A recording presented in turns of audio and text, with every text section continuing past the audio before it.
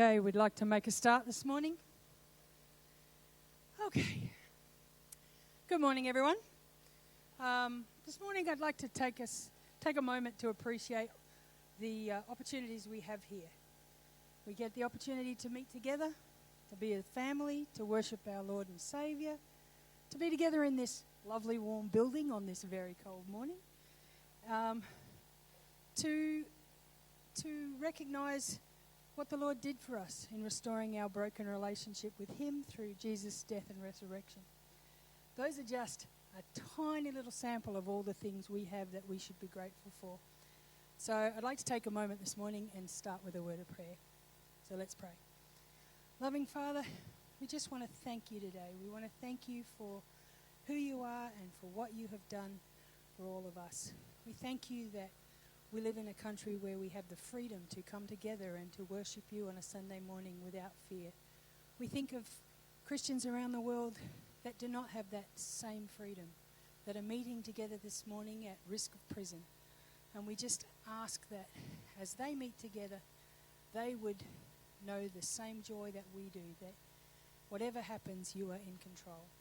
We want to thank you for our children in this church. We want to thank you for the elders that lead us and those who serve us in all many ways, from the guys who do the garden to people doing morning tea. We want to thank you that as a family we can work together to love each other, to support each other, and most of all we want to thank you for the death and resurrection of Jesus Christ. So this morning as we start our service, we commit it to you and we thank you for all you've done. In your precious name, amen. Okay, well, as you can see this morning, no guitars, no keyboard. James is having a well-earned recovery week or two. So Jeff filled in last week in just with the guitar. This week, we're going to use some pre-recorded music. So I want to thank James and Jeff. I was just going to do it using videos alone, but they spent some time and made a sort of a backing track for this first song. So I'd like us to all stand and sing together in Christ alone.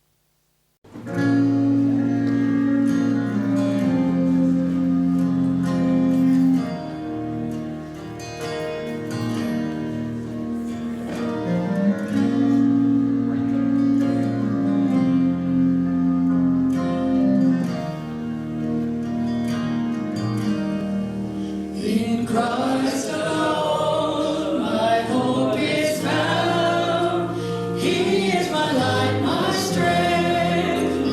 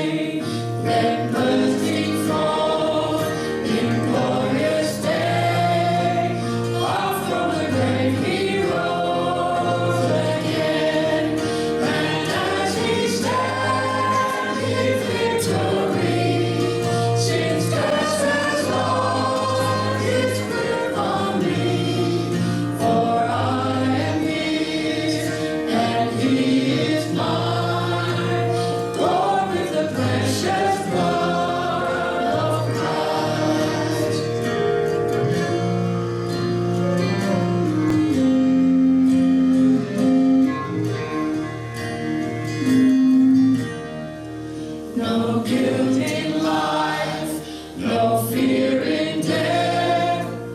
This is the power of Christ in me. From life's first cry to final breath, Jesus commands my destiny. No power of hell, no scheme of man can ever pluck me from His hand. Till He returns or calls me home, here in the power of Christ I'll stand. No power of hell, no scheme of man can ever pluck me from His hand. Till He returns or calls me home, here in the power of Christ I'll stand. It's an amazing thought, isn't it? It's in Christ alone. Please have a seat. That's an amazing thought, isn't it? It's in Christ alone. Please have a seat. Okay, it's time to take out your Bibles, your tablets, your phone, whatever it is that you use to follow along with the Bible reading. Shona's going to be doing the reading for us this morning. Thanks, Mum.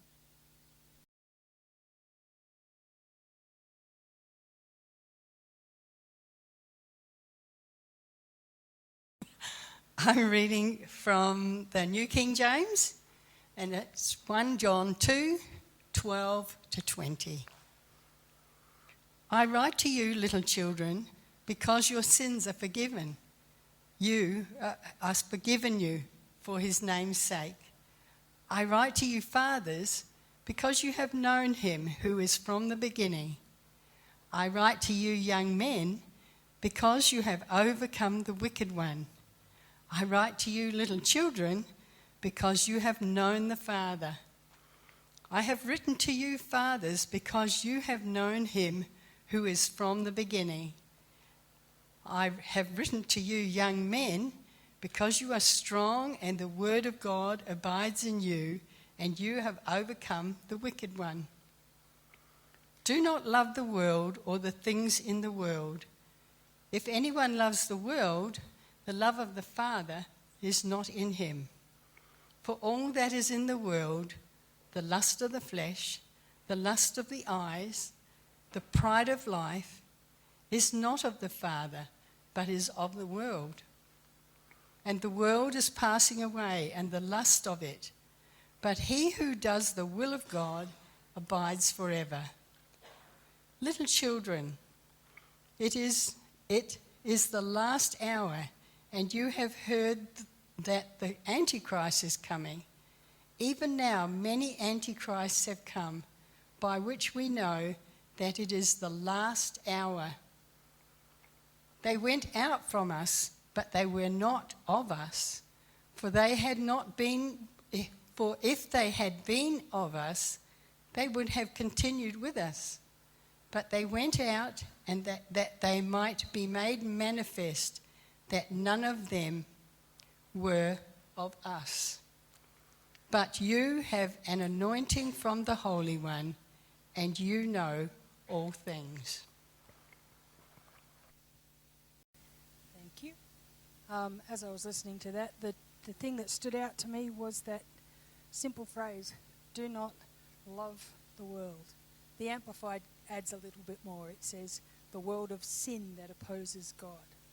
And I thought that's a good thought. It's so easy to fall into the temptation to get distracted from what the Lord would have for us and to love the world. So that was, we continue our readings through John in the following weeks, or 1 John. Okay, now it's time for announcements. Basically, we have just a couple of reminders today.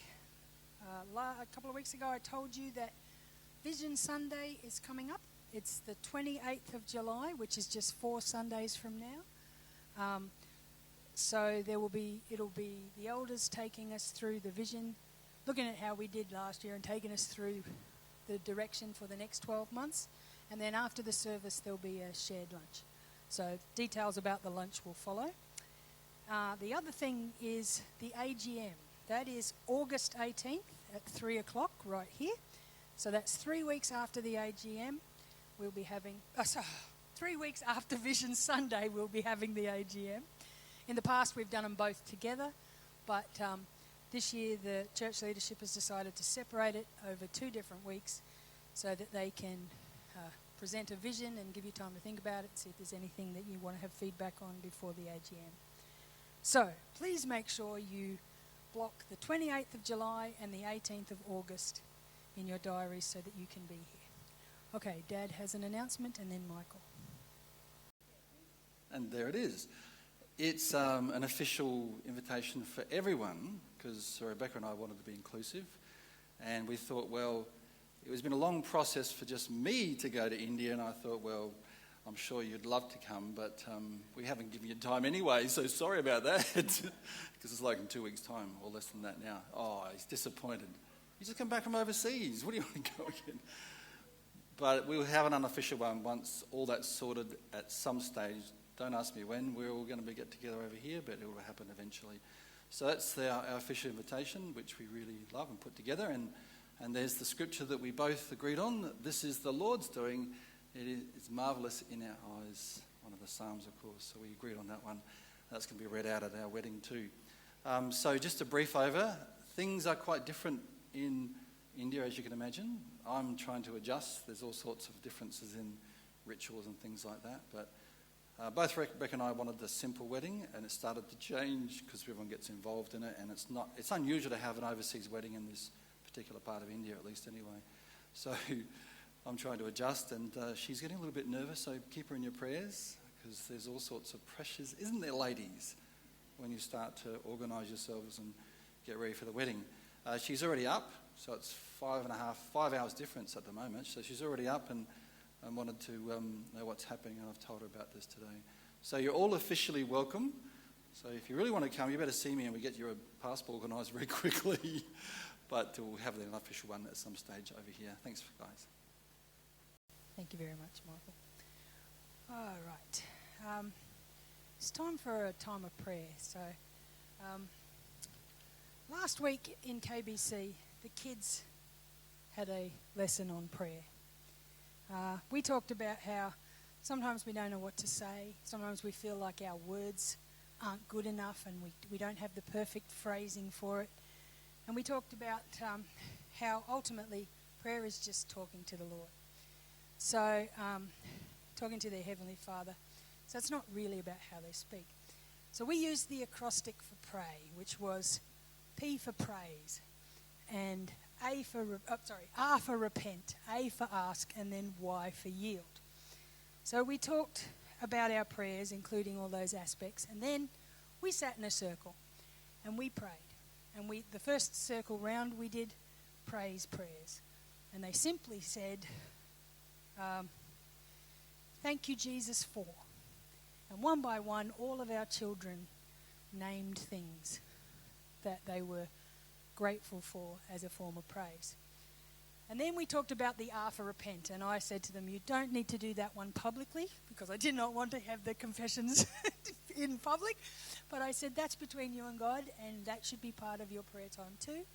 Then we moved on to ask. And each child asked the Lord for something.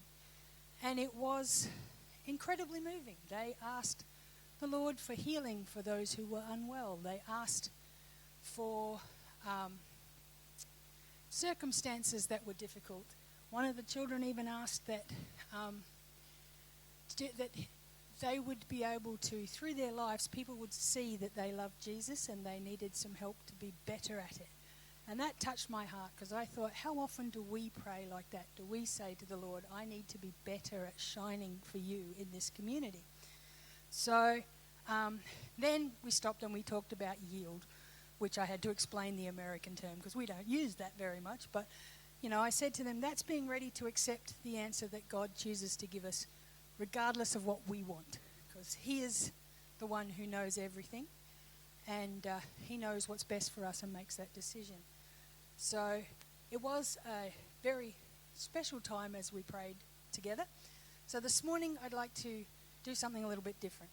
I'd like us to, as many people as possible, just in a very loud voice, because I'll get the sound off of that room camera, to just say one or two prayer sentences in a childlike, simple way, thanking the Lord for something, asking the Lord for something.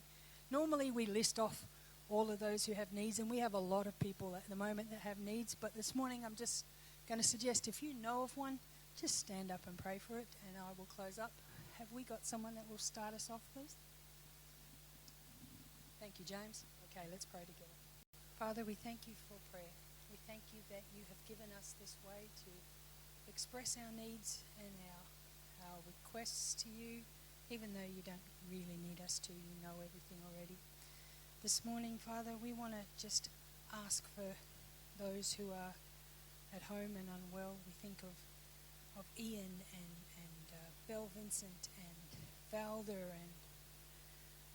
and some of the ladies, Eileen, and Faye, as they're at home dealing with illnesses. We know that they would like to be with us this morning, but illness has laid them low, and so we just pray that their hearts would be encouraged.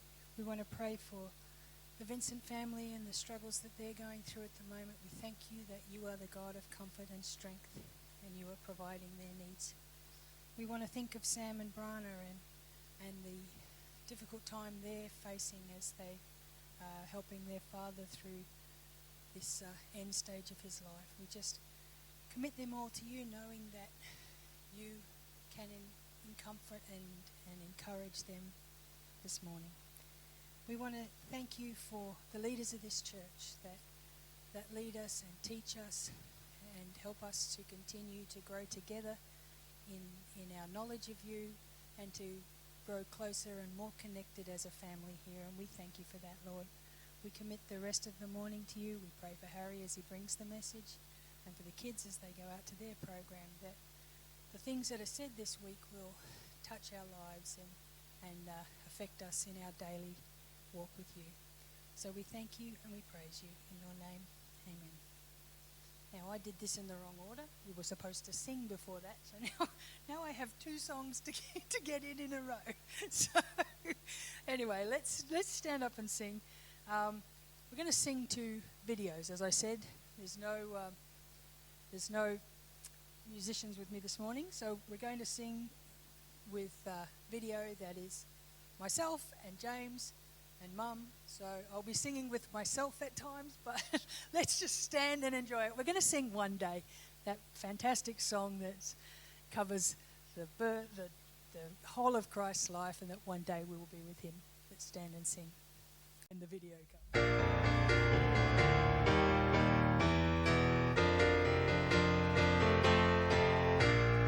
One day when heaven was filled with his praises, one day when sin was as black as could be, Jesus came forth to be born of a virgin.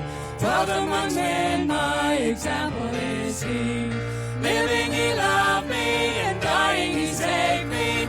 Buried he carried my sins far away. Rising he justified freely forever. One day he's coming, oh glorious day. One day they led him up Calvary's mountain. One day they nailed him to die on a tree. Suffering anguish, despised and rejected, bearing our sins, my Redeemer is he. Living he loved me, and dying he saved me. Buried he carried my sins far away. Rising he justified freely forever. One day is coming, oh glorious day. One day they left him alone in the garden. One day he rested from suffering free. Angels came down on his tomb to keep vigil. Hope of the hopeless, my Savior is he. Living he loved me, and dying he saved me. Buried he carried my sins far away. Rising he justified freely forever. One day is coming, oh glorious day. One day the grave could conceal him no longer. One day the stone rolled away from the door. Then he arose, over death he had conquered. Now is ascended, my Lord evermore. Living he loved me, dying he saved me. Buried he carried my sins far away. Rising he justified, freely forever. One day he's coming, oh glorious day. One day the trumpet will sound for his coming. One day the skies with his glory will shine. Wonderful day my beloved one's bringing. Glorious Savior, this Jesus is mine. Living he loved me, dying he saved me. Buried he carried my sins far away. Rising he justified, freely forever. One day he's coming. One day he's coming, oh glorious day. That will be a glorious day, won't it? So now let's continue singing. We'll stay standing and we're going to sing Oh Praise the Name. We have a wonderful day coming and we can praise the Lord for what he did. That will lead to our joining him in eternity one day. Thanks, Steve.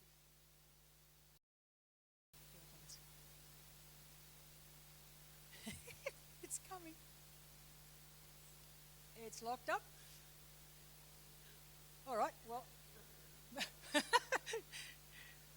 Do we write or do we do it after communion? Okay, well, I'll tell you what, Michael can do communion. We'll sing after communion and before we move on. So Michael's going to bring us communion now, and I'll be back in a minute.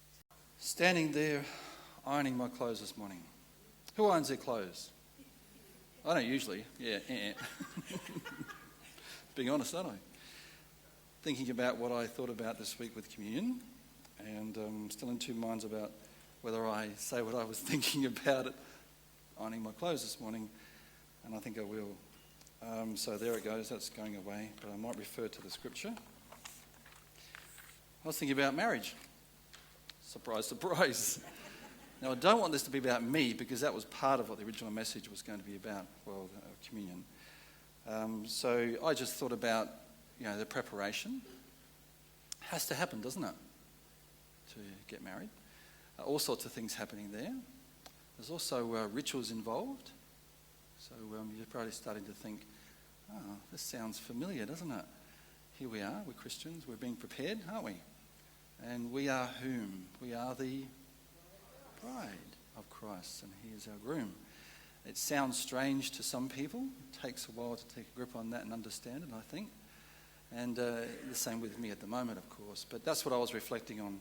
So our preparation, and you can see that we are being prepared every day of our lives, every minute, and we need to be prepared. So when Jesus was preparing the disciples at the time too, of course, they were distracted at the time. Imagine all their thoughts were going through their minds, like me at the moment. So good thoughts, anxiety, wondering what's going to happen. And Jesus comes across with this. This is the scripture that I was going to read with the other bit. So it's still relevant. So it's 1 Corinthians 11:23 to 26. After I read it, we'll get the helpers up and we're going to hand out the emblems and we're going to drink together. So let's reflect on this scripture. I can't remember which version I got. I think it's NLT. For I received from the Lord what I also passed on to you. The Lord Jesus, on the night he was betrayed, took bread. And when he had given thanks, he broke it and said, "This is my body, which is for you." That's us, of course, bride of Christ. Do in remembrance of me. And that word remembrance keeps coming up all the time, and we've spoken about that before. In the same way, after supper, he took the cup, saying, "This is the cup in the new covenant, which I've underlined in my blood," which I've also underlined. Do this whenever you drink it in remembrance of me. Remembrance, again. For whenever you eat this bread and drink this cup, you proclaim the Lord's death until he comes, the second coming, of course. So can the helpers come up, please? That is Doug, Joel, and if someone else wants to help out. Thanks, Hannah. Ella. Ella and Hannah? Yeah, go for it. Please. we're just going to pray first, hand out, hold on to them, and eat and drink together. Heavenly Father, we come before you in the name of Jesus. We thank you for his name above all other names that we may have and in this world.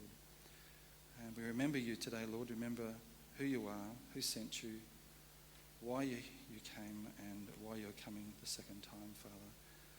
So we thank you for this bread representing your body and this wine representing your blood, the new covenant. Amen. Okay, well, the song's ready to go, so we're going to sing that last song, which is "Oh Praise the Name." And then during that, the attendants will take up the offering, and after that, Harry will continue his series in Romans, and the kids will come out this morning with Callum and myself. This morning is Callum's first time as the teacher. I'm going out as the assistant, so just what you'd like to know that. Okay, let's stand and sing together, "Oh Praise the Name."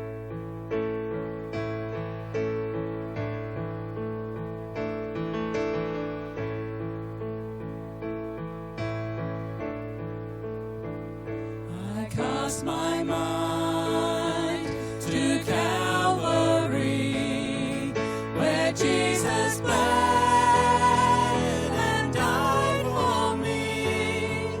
I see his wounds, his hands, his feet, my Savior on that cursed tree. Body bound and drenched in tears, they laid him down in Joseph's tomb, the entrance sealed by heavy stone. Messiah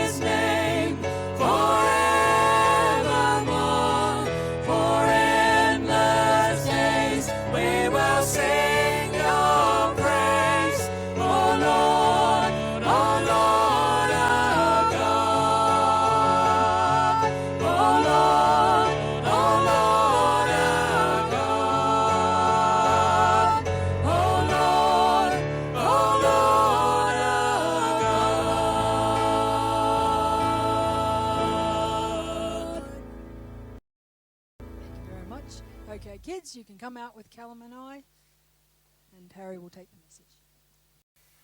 It's so good to be here. It's phenomenal to know that God is with us and He's encouraged with us. We've been going through Romans, and as we've been going through Romans, I haven't gone verse by verse. I've just liked you to we've gone quickly in the sense of chapters 5, 6, and we're doing 7. I think when it comes to reading the Word of God, we don't use it as letters that have sent to a church to encourage them, but we use it as some mystical form of magical inspiration that if we just read these few verses today, then that'll be the verses that God will use. And I'm not decrying that. But we don't understand the concepts and the depth of what God is saying if that's all we do with the Word of God. Romans is a tremendous book. It gives you the gospel. And when you start to understand the book of Romans, you understand the place that we've got today and why we're in the place we're in today and the things that are happening today. We looked at chapter 4, and in chapter 4 of Romans, it's the economy, God's economy that runs, that the gospel runs on is faith. It's our faith. That's what it runs on. Without faith, it's impossible to please God. In chapter 5, it's God's relationship, and it brings peace. Now, there are millions of Christians that don't have peace in their life, and so I would be saying if you don't have peace, you're not running on God's economy, faith. All these affect one another. Chapter 5, it's God's connection. God's connection strengthens our commitment because He's connected with us through what Christ has done, and we're now dead in our freed from our trespasses and sins, and made alive to Him. And so when you look at the whole book, and the whole book goes like that from 1, 2, 3, 4, and it's just giving you all the gospel. If you don't know the gospel, don't be sucked in to think the gospel is you need to know who God is. You need to know what you've done. You need to know what sin does. You need to accept Christ so you can go to heaven. That's a shortfall of the gospel. The gospel is this: experiencing God's economy every day of your life. The gospel is developing your relationship with God every day of your life so that you've got peace. I don't know what's going to happen tomorrow. You don't know what's going to happen tomorrow. But I do know what I've got tomorrow. I have got God's peace. And in chapter 6, God's connected with us so He can strengthen us in the way we live our life and what we are committed to. Okay, you got all that? So when you're reading the book of Romans, you're going, this is what it's all about. If I ask this question, would you take people if you want to show them what the gospel's all about? That's a question. Anybody going to give me an answer? Would you go? Not you, James. Where'd you go? I'll tell you where we usually go. We go to the Gospels. You'll see the biography of Jesus' life there. You won't see the insight into what the gospel is until you get a grip of Romans. And I'm encouraging you, get a grip. Run on Romans on the run. Just get hold of it like you've never got hold of it before, because it will arm you and fill you, not only for yourself, but for the people you come into contact with every day of your life. Today we're doing chapter 7. God's ability and desires causes our deliverance from the law. Wow. Got it? I missed the last bit out because I put something else on somewhere. We're going to be looking at chapter 7, which is giving us our deliverance from the law. There's confusion in Christianity because we don't know whether we're supposed to keep the law or whether it's the keeping of the law that keeps us right with God, or whether the law is finished and we can just please ourselves because we don't know what has to rule and guide us. But before we can get into chapter 8, we must know chapter 7, and we know this, that God's ability and his desires has caused our deliverance from the law. Now you need to know what the law is. The law is not a set of guidelines that you can keep and tick the boxes so that you're gone, okay, I haven't got any idols in my house, I haven't blasphemed God's name, I haven't worshipped any other God. It's not a box, ticks the boxes. It's the way that we look at this now. It's going to expose by Paul. He's going to expose. And it's God's grace that delivers us. Do you know you are what God made you? Do you know that? It's God who's brought you this far. Did you know that? But, there's a but. There's always a but, man. What's the but? We grow through what we follow, right? God's work is complete in us, and he's made us as believers, and he's set us free, and he cleansed our minds, and he sought our relationship, but that's not how we grow. That's how we start.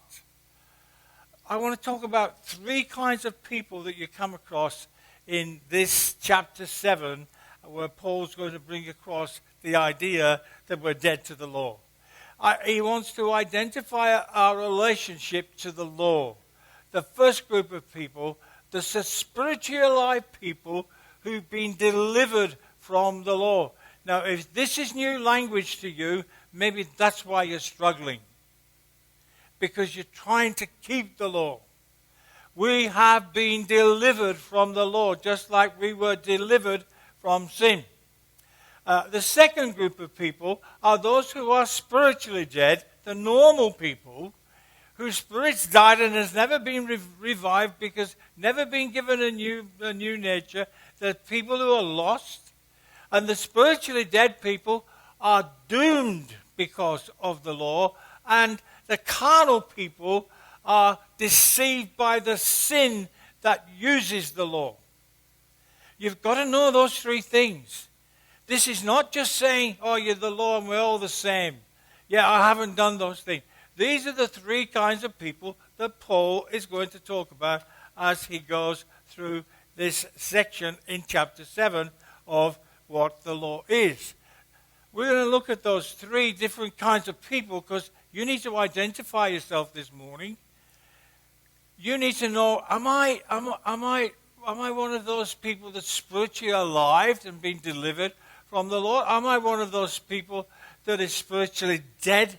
I'm spiritually dead. I'm one of those people that's doomed by the law. Am I a carnal person who's deceived by sin that uses the law? You need to know. If you don't know, how can you grow? What are you following? And so Paul gives us this, the spiritual people are those who are dead to the law. So I'm going to start reading now in chapter 1 and verse 1. I'm going to start reading until we get to chapter 7. No, I'm not. Chapter 7, verse 1. Do you not know, brethren, for I speak to those who know the law, that the law has dominion over a man as long as he lives. For the woman who has a husband is bound by the law to her husband as long as he lives. But if her husband dies, she is released from the law of her husband. So then, if while her husband lives, she marries another, she will be called an adulteress. But if the husband dies, she is free from that law, so that she is not an adulteress. Another man. Beloved, let's leave it there. Why is that illustration? It's the illustration of a man and a woman. It kind of like has lost its power in our culture because marriage hasn't become a stable thing. It's not something... I've been married... last week I was married... that's the lady I was married to. She's been married to me as well. And we've been married for 54 54 years. 54 years, right? I forgot. After 54 years, I forgot it was our wedding anniversary. But never mind, she reminded me, didn't get upset. And I said, oh, thank you very much. You mean I've been with you for 54 years? It's kind of, when I tell people I've been married for 54 years, they go, wow, how'd you manage that? You see, we have taken the context of marriage and it's kind of been obliterated in our culture. It doesn't have. But when Paul wrote this, this was a reality. And this was what it was understood. And Paul is using this, and he's using it in relationship to spiritual people. It's bringing out this, that as long as your husband lives, then you're connected to that husband, and not until your husband dies are you free to marry another one. That's what he was saying. He's trying to say that as long as you live, you are connected. And it's the illustration that he's bringing to us to show us what happens to us as spiritual people when we accept Christ. I don't think I need to explain that 7 verses because they're quite simple and they're quite normal in relationships that are there. But it's verse 4. You need to read verse 4. You need to underline it. You need to highlight it. Why? Therefore, in the light of this truth, in the light of this principle, in the light of this understanding, I want you to understand this. Therefore, my brethren, you also have become what? Dead to the law. Now, that's what you've got to believe. It's not an option. He's saying, just like marriage, it goes on and two people are connected together until one of them goes and one of them dies and the other one then is free to do whatever they wish to do. He said, therefore, in the light, in this same principle, here's what you need to know. You have become dead to the law through the body of Christ. You've become dead to the law not because you've stopped breathing or because you've stopped living, but because Christ died for you. It means the moment you accepted Christ, here comes Jesus, and he gave the death blow to law in your life. It's no longer got the power that it had in the Old Testament. We're not under its guidance. We're not under that. We're under another. And so he said, you're dead to the law because of the body of Christ, that you may be married to another. To him who was raised from the dead, we shall bear fruit to God. For when we were in the flesh, the sinful passions were aroused by the law. Were at work in our members to bear that fruit to death. But now we have been delivered from the law, having died to what we were held by, so that we now should serve in the newness of the Spirit and not in the oldness of the letter. He's saying this is the reality of believers, that Christ brought the death nail to the law in our life, that it should not lead us anymore, that it should not minister to us, but it's the Spirit of God in our hearts and in our minds that's to do it. He did it for us. Christ did it for us. He brought us out of that bondage to law. Why? Because sin took occasion to use the law for the detriment of mankind. It was the thing that held us. It was the thing that brought us.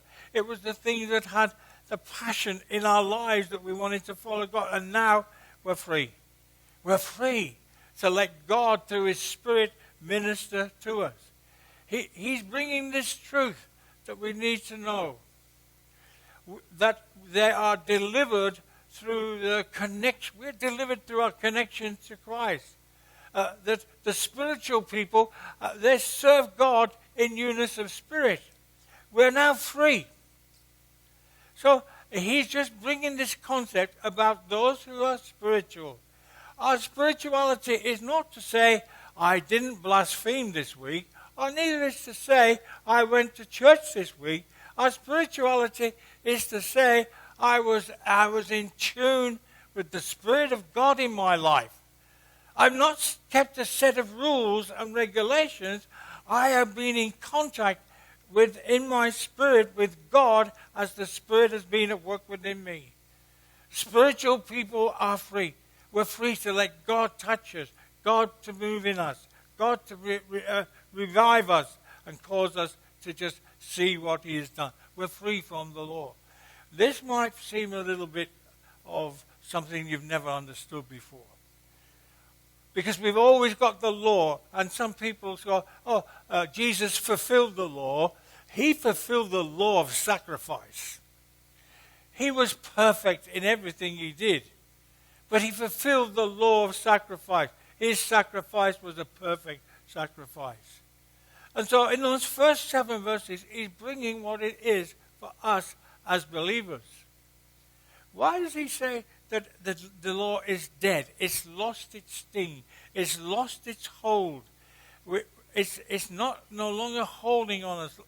It's not the right time. Okay. I can't see the clock.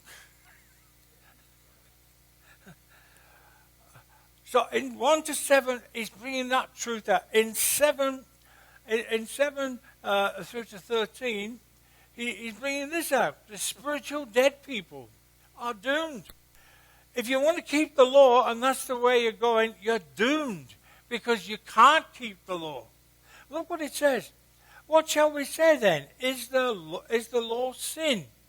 As he's just gone on from, I believe, verse 6 and 7, but now we have been delivered from the law, having died to what we were held by, so that we should serve in newness of spirit. What then? Is the law sin? Certainly not. The law's not sin.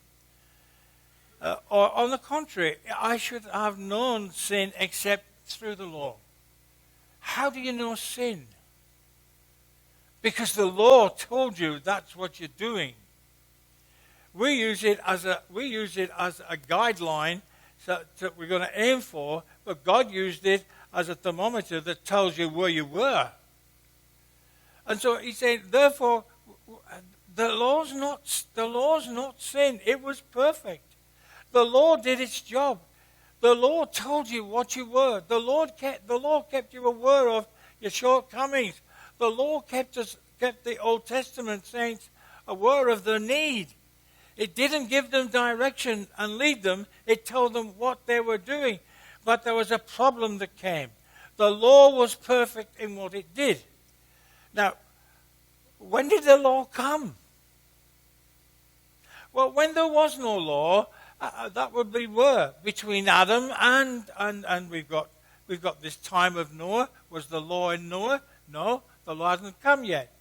But God says, I've had enough of you. You haven't listened to me. I'm doing my own. You're doing your own thing. There was no law yet. And then the people decided, we'll build a tower and we'll be just like God. And God said, that's it. The law hasn't come yet. It was sin that deceived Adam, that was there at the time of Noah, that was there at the time of the tower, that was there when Moses took the children of Israel into the wilderness. And there they are in the wilderness, no law to begin with. And what did they do? They just pleased themselves. They were angry at God because He brought them out there and there was no food. They were angry at God because there was no water. And they asked Him, has God brought us here? And Moses hasn't got the law yet, so the law couldn't have been made for us to follow. It was there to reveal how sinful people were and told them what to do outside of themselves. And so the law is not sinful, and it's always been perfect in what it's done. It's told us what sin is. But look at what Paul says in verse 8. But sin, taking the opportunity by the commandment, produced in all manner of evil desires. When we knew that it was wrong, our hearts were drawn there.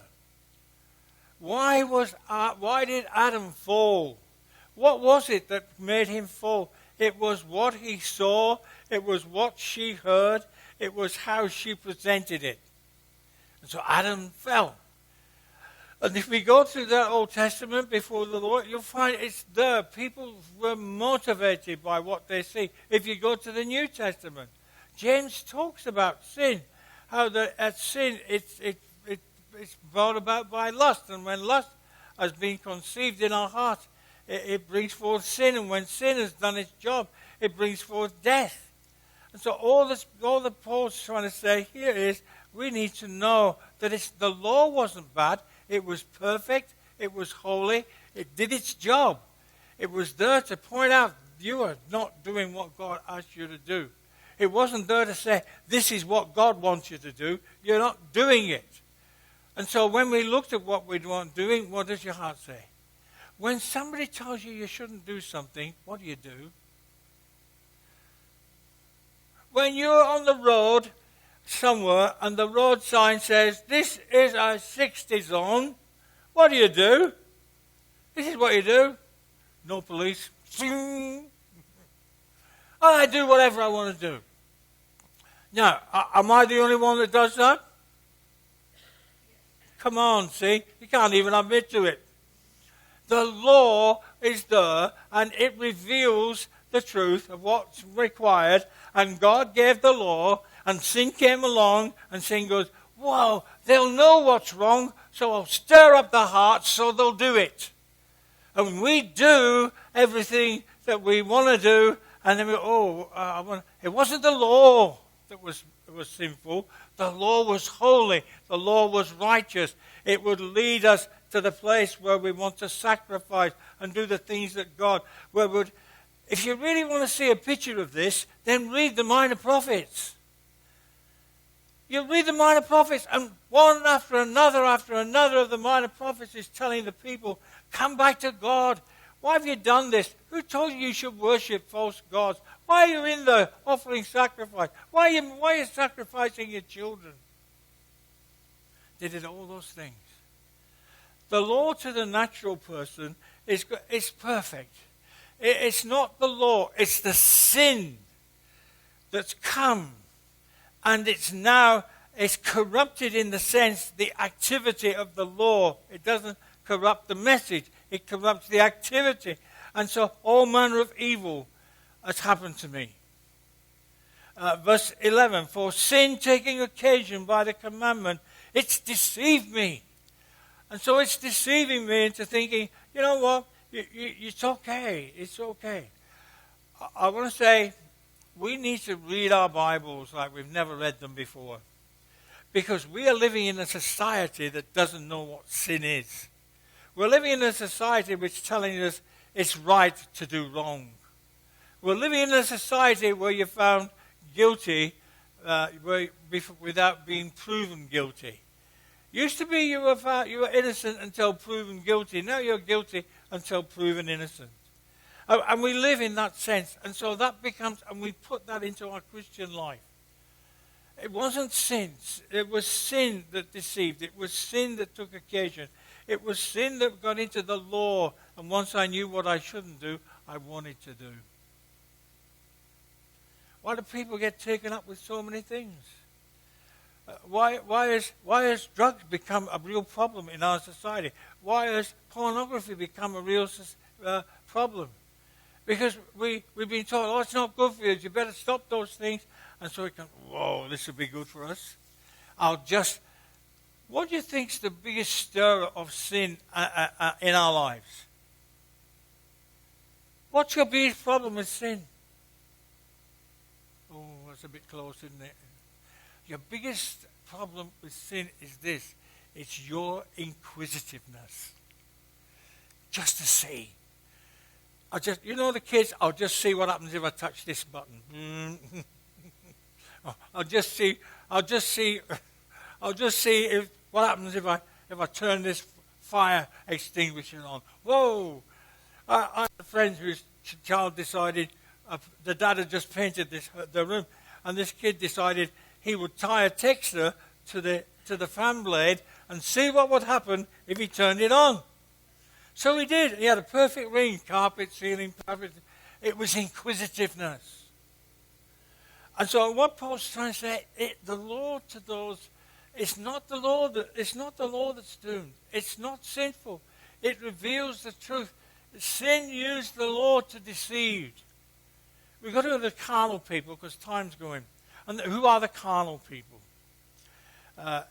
We know who the spiritual alive people are. We know who the spiritual dead people are. But when we get to verse 13, 14, it says, for we know that the law is spiritual, but I am carnal. Paul's saying he is carnal. Who are the carnal people? It's people who live in the spirit, in the flesh, these fleshly bodies. We are carnal. We've made carnality a condition for a few. But if you're a believer this morning, unless you're some kind of a genius and you can live outside your body, you've got a body that's not subject to God. We have got a body that wants to go its own way. We have got flesh that wants to do its own thing. We have got within us the desires to go, this is what I want to do with my body. Because this is Paul saying, for I know that, verse 14, for we know that the law is spiritual, but I am carnal. This is the Apostle Paul. And he's saying, I am carnal. And so we look at Paul and go, man, he's up there because he's feeling all... No, he's just explaining this is the condition he's in. I'm a spiritual man who lives in a carnal body. I'm a spiritual person who has life and a relationship with God, that I live inside this body that wants to sin. For what I doing, I do not understand. For what I will do, that I do not practice. But what I hate, that's what I'm doing. He's saying, this is my flesh. It's contrary to my spirit.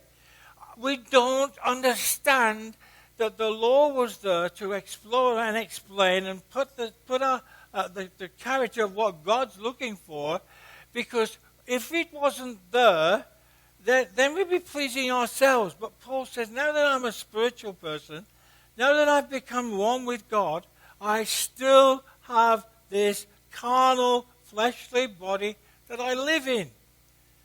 And it wants to take care of itself.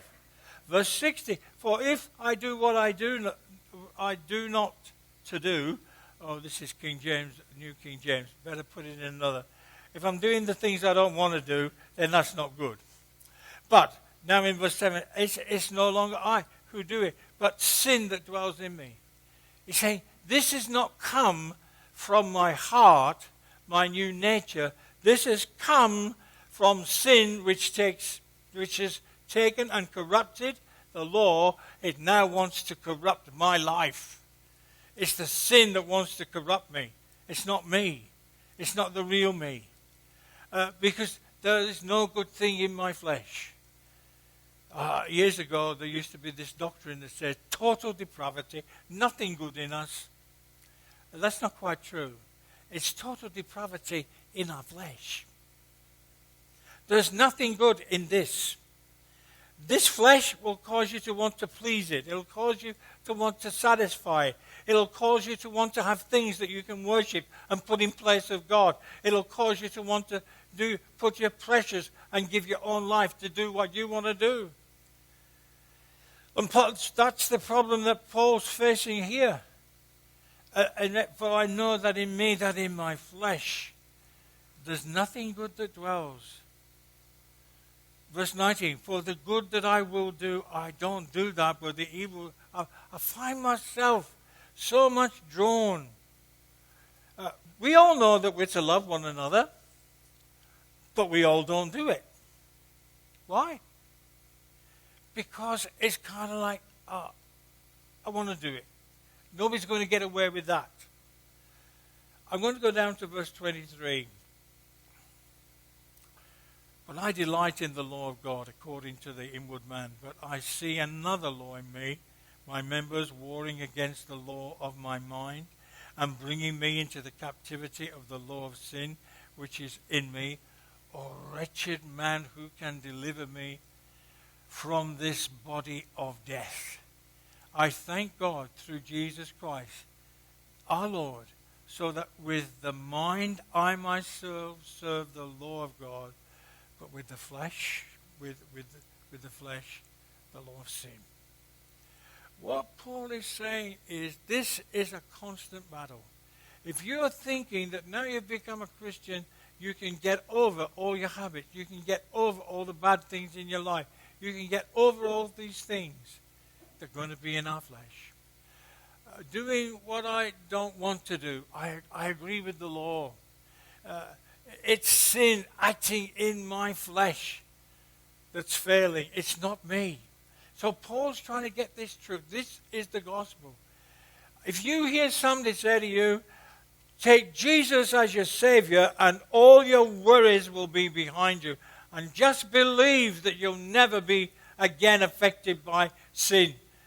You can give up this. I'll tell you, it's a struggle. It's a temptation because we still have this flesh. And Paul had it, and he was saying, who can deliver me? Well, we know who can deliver me. I thank God through Jesus Christ our Lord. So then with the mind, I'm serving him. And with the flesh, I get carried away. Let me put it like this. We looked at those 4 things this morning. The economy of God is faith. The relationship with God is peace. The connection with God is strength for commitment. The ability of God is to cause us to be delivered. If that's what we're working on, that's what God's asking us. James did a tremendous job of talking about when we miss the mark. The mark isn't for us to become better in these bodies. The mark in us is Jesus as the target of our life. So that we are working in God's economy. So we're working with God's peace. So we're working with God's commitment. So we're working with deliverance. Or we've got another choice. We can be like this. What's the difference between an arrow, between a bow and arrow and a boomerang? I'll tell you what it is. The boomerang always comes back. You throw it at yourself and it'll always come back and hit yourself, but there's no salvation in you. There is no salvation in you. What Paul's trying to say is, this is what you need to know.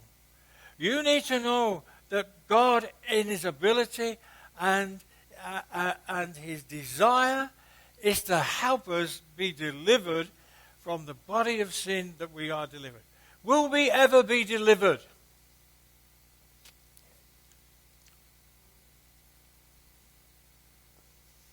Oh, very quiet. Will we be delivered? Yes. When? When Jesus comes and takes us to glory. We will be free. Tremendous, isn't it? But until that day, we struggle. We struggle with these fleshy bodies. And we struggle with doing God's will, but he's there. Because it's Jesus that's going to deliver us, not me. Not what I want to do, not my ability. And so he's explaining this. Don't expect to have a free ride to glory that doesn't have trials and tribulations and problems and difficulties. But my friends, don't give up. You can say this morning, who will deliver me? You won't. I won't. But Jesus will. What a wonderful gospel this is. He died for us. He rose again for us. He gives us his peace. He ministers to us in our commitment. And now he's here to deliver us from these wretched bodies. Oh, let's just pray. Our Father, we thank you this morning because we're free. We're free from sin. It no longer has dominion over us. We're free from the law. and its hold, and because of what sin has done to it. And as we live for you this morning, we just ask you to help us. Help us day by day not to be discouraged when we fall or when we fell by the wayside. Help us to just turn and face you again and focus our direction on all your abilities and all your concerns. We want to be the people, our Father, that go to glory, being thankful for everything you've done for us, and being grateful for the way you've constantly revived and ministered, how you've helped us when we've been going down and becoming weary in well-doing. And so this morning we pray, help us to understand that we are new people in Christ, but we're living in old fleshly bodies that need to be redeemed, that one day will be. And we look forward to that day. In Jesus' name.